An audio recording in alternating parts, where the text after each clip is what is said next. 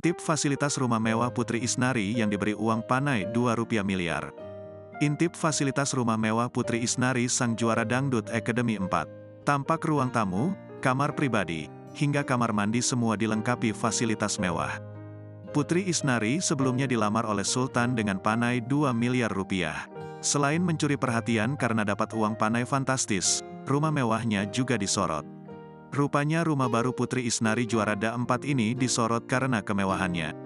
Putri Isnari ternyata memiliki rumah mewah sebelum dilamar oleh seorang pengusaha tajir Haji Abdul Aziz.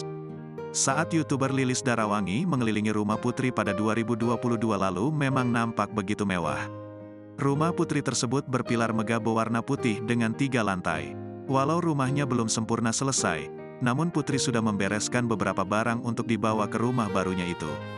Mulai dari ruang tamu, kamar pribadi, dan kamar mandi semua dilengkapi fasilitas mewah.